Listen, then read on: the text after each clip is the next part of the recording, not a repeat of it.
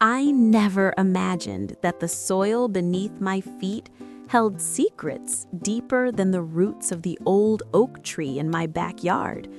My name is Eleanor Ellie Hawthorne, and at 72 years old, I had resigned myself to a life of quiet routines in my modest cottage on the outskirts of Napa Valley. The land had been in my husband's family for generations, a sprawling 50 acres that most folks dismissed as overgrown scrubland, good for nothing but wildflowers and the occasional deer. My late husband, Thomas, had tinkered with it as a hobby farm, planting a few grapevines here and there, but nothing serious. Or so I thought. Each morning, I'd rise with the sun, brew a pot of strong black coffee in my dented percolator, and shuffle out to the porch in my faded housecoat. I'd sip slowly, watching the mist rise off the hills, listening to the birds chatter as if they were gossiping about the neighbors. The air was always crisp, carrying hints of earth and distant vineyards, the real ones, the famous ones that drew tourists from around the world. My land was just a stone's throw from those, but it might as well have been a world away. Thomas had passed 5 years ago from a sudden heart attack, leaving me with a small pension, this cottage, and a heart full of memories. Our only child, Samuel, lived in San Francisco with his wife, Lydia, and their 2 teenagers, Alex and Mia. They visited sporadically, usually when they needed something, a loan for the kids' tuition or help with a home repair. I didn't mind. That's what mothers do. I baked apple pies for them, mended their clothes when they brought them, and listened to their stories of city life with a smile, even as envy tugged at me for the energy I no longer had. But lately, their visits had taken on a sharper edge. Samuel, my once sweet boy who used to climb these very hills with me, picking wild blackberries until our fingers were stained purple, had grown distant. His conversations were laced with impatience, his eyes always darting to his phone. Lydia, with her perfectly coiffed blonde hair, designer purses, and that perpetual scent of expensive perfume, always seemed to eye my home with a mix of pity and calculation. "Mom, this place is falling apart," Samuel would say, kicking at a loose floorboard in the kitchen or pointing out the peeling paint on the porch. "You can't keep up with it anymore. Have you thought about downsizing?" I'd wave him off, insisting I was fine, that the cottage was cozy and the land kept me connected to Thomas. But deep down, I felt the weight of age creeping in, aches in my knees from weeding the small garden, forgetfulness about where I'd left my glasses, or the occasional bill. I wasn't helpless, but I wasn't the spry woman who'd helped Thomas tend the hobby vines either. The betrayal started on a crisp autumn afternoon, the kind where the air smells like ripening fruit and fallen leaves crunch underfoot. The sun was dipping low, casting golden light over the hills, when Samuel and Lydia arrived unannounced, their sleek black SUV crunching over the gravel driveway. The kids weren't with them, which struck me as odd. They usually brought Alex and Mia for family time. Lydia carried a bouquet of store-bought carnations, cheap carnations, not the roses Thomas used to pick for me from the wild bushes, and Samuel held a thick manila envelope. They stepped inside, the screen door creaking behind them, and I offered them coffee, but they declined. "We need to talk, Mom," Samuel said, his voice firm, like he was addressing a board meeting at his sales job. We sat at my kitchen table, the one Thomas had built from reclaimed barnwood, scarred from years of family meals, holiday dinners, and late-night talks. Lydia jumped right in, her smile too bright, too rehearsed, her red lipstick a stark contrast to her pale skin. "Ellie, we've been so worried about you. Living out here all alone, it's not safe. Remember last month when you twisted your ankle on that uneven path to the barn? What if it had been worse? What if you'd fallen and no one was around? I nodded vaguely. It had been a minor sprain from stepping in a gopher hole, but they'd made a big fuss over the phone, insisting I see a doctor. Samuel slid the envelope across the table. "We've found the perfect place for you, a senior community in town, Sunset Meadows. They have assisted living options, group activities, even a shuttle to the market. And, well, this land could be put to better use." My heart stuttered like an old engine. "Better use? This is our family land, Sam. Your father loved it here. He spent his weekends out there pruning those vines, dreaming of making his own wine one day." He sighed, running a hand through his thinning hair, exchanging a quick glance with Lydia. "Dad's gone, Mom. It's been 5 years, and this isn't prime real estate. It's just scrub, overgrown, unused. We've talked to developers. They want to build luxury condos here, eco-friendly ones with views of the valley, solar panels, community gardens, the works. It could fetch a good price, enough to cover your care at Sunset Meadows and leave something for Alex and Mia's college funds." I stared at the papers he'd pulled out, glossy brochures for Sunset Meadows showing smiling seniors playing bingo, doing yoga in manicured lawns, and eating in a cafeteria that looked more like a restaurant. Below that, a contract for the land transfer and sale. "You're selling my home?" My voice cracked, barely above a whisper. "Not selling, exactly," corrected Lydia smoothly, her manicured nails tapping the table. "It's for your own good, Ellie. You're 72. Things happen. Falls, forgetfulness. We don't want you out here isolated with no help if something goes wrong." The words stung like nettles brushing my skin. Forgetfulness? I'd misplaced my keys once or twice, left the stove low once, but who hadn't? They painted me frail, incompetent, a burden to be managed. Samuel patted my hand, his touch cold. "Sign here, Mom. We'll take care of everything. The movers come next week. Lydia's firm is even waiving some fees since she's leading the project." Lydia's firm, that's when it hit me. She worked for Harlan Development, a big player in Napa real estate, turning old farms into high-end condos for tech millionaires fleeing the city.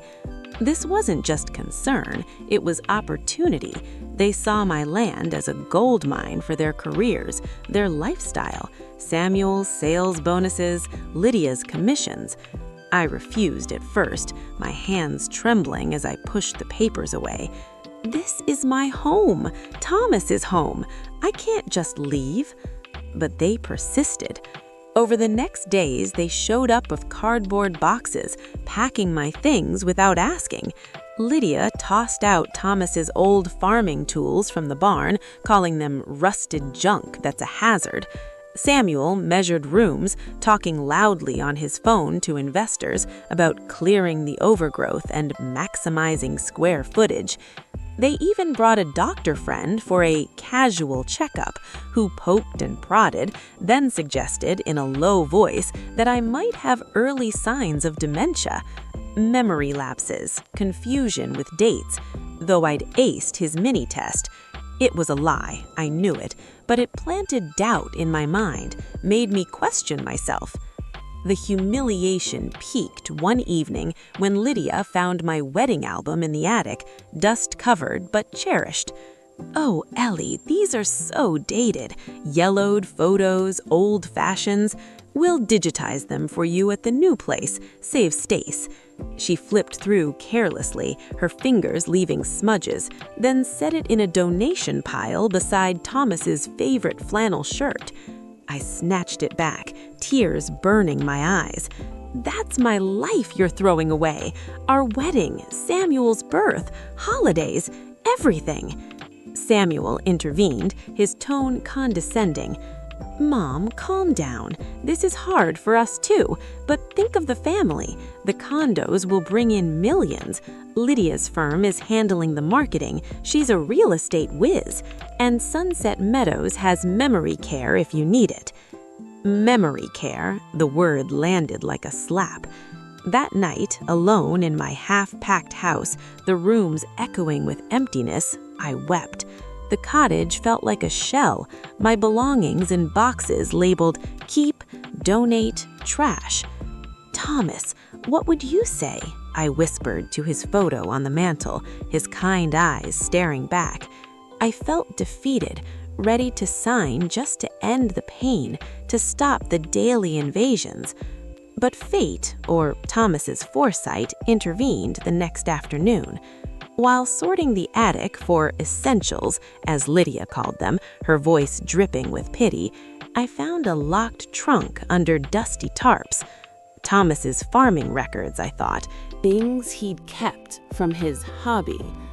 The key was taped inside an old ledger on a shelf nearby. Inside, not just records, but yellowed deeds, stock certificates, bank statements, and a handwritten letter in Thomas's neat script. My dearest Ellie, if you're reading this, I'm gone, and you've needed to dig deep into our past. Forgive the secrecy. I wanted to surprise you in our retirement when we could enjoy it together. Those hobby vines I planted, they're no hobby. I started with a few rows of Cabernet Sauvignon in '85, expanded to Chardonnay and Pinot Noir clones I imported from France. Quietly, I registered the land as Forgotten Hills Estate Vineyard, partnering with local growers for blending. The soil here is magic, volcanic ash from ancient eruptions, perfect drainage, south-facing slopes. It's prime terroir, better than some of the big names down the road. But that's not all. I invested our savings wisely, bought shares in Valley Vinters distributors back in the 90s when they were small. They've boomed with the wine tourism explosion. Royalties from the vines have been depositing into a trust account you never knew about. The total value? Over $20 million last I checked. The land, the vines, the stocks. But I structured it in a trust, you as sole beneficiary with protective clauses. If Samuel cares for you properly, with love and respect, he inherits a generous share upon your passing. If not, if he or that wife of his try to push you aside, you have full control to revoke. I saw the ambition in Lydia early, her eyes when she looked at our land. Protect yourself, love. Use this not for revenge, but for wisdom. Teach them what family means. Forever yours, Thomas. My hands shook as I pored over the documents by lampshade. Soil reports from experts confirmed the land's potential. Exceptional terroir for world-class wines. Thomas had leased portions anonymously to neighboring wineries, royalties piling up in the hidden account, hundreds of thousands untouched. The shares? 12% in Valley Vinters, enough to influence hires and fires or partnerships. Samuel's eyes widened in horror. He worked there. His job depended on those partnerships. This is fake. Mom, you're confused. That doctor said, call your boss, I suggested coolly, or check the trust documents here. The clauses are clear. Mistreatment revokes inheritance. Harlan excused himself awkwardly, mumbling about reassessing viability and fleeing to his car. Lydia turned on Samuel, her voice a hiss. You said the land was clear. No liens, no surprises. As they argued, blame flying like arrows, I revealed more. The bank statements showing royalties, the letter from Thomas. You tried to evict me for condos, but this land stays a vineyard. It's my home, my legacy. Samuel begged, his face ashen. "Mom, we can partner, share the profits. Lydia's firm could market the wines instead." After treating me like a senile old fool, my voice rose, years of swallowed pride spilling out, packing my memories like trash, lying about my health to steal it all. Lydia shifted blame. "It was his idea. I wanted to help you, Ellie. Samuel pushed for the sale." The room crackled with tension, rain pounding the roof. I stood, feeling taller than I had in years. "You're out. The trust revokes your share from mistreatment. And Samuel, expect a call from HR at Valley Ventures. I have a board meeting next week." He lost his job that week. My shares ensured a restructuring. Lydia filed for divorce soon after, citing his financial deceit and taking the kids temporarily. But Samuel? He spiraled, moving in with friends, drowning sorrows in cheap wine. Irony not lost on me. Not all was lost. Weeks later, a timid knock at the door. Samuel, alone, hat in hand, looking like the boy I'd raised. "Mom, I was wrong. Lydia pushed, but I let her. I forgot what Dad taught me about family, about hard work. I need help, but more, I need forgiveness." Tears fell freely. Thomas's words echoed. Wisdom, not revenge. I said, "Prove it. Help revive the vineyard. No handouts, just work." He did. We hired enologists, pruned the vines, harvested the first proper vintage. Forgotten Hills Cabernet won silver at a local competition, then gold at state. Samuel learned the craft, his hands calloused from labor, his pride rebuilt honestly. The kids came around, Alex helping with bottling, Mia designing labels. Part of the land, 10 acres, became Elder Haven Retreat, a sanctuary for seniors facing family betrayal or isolation.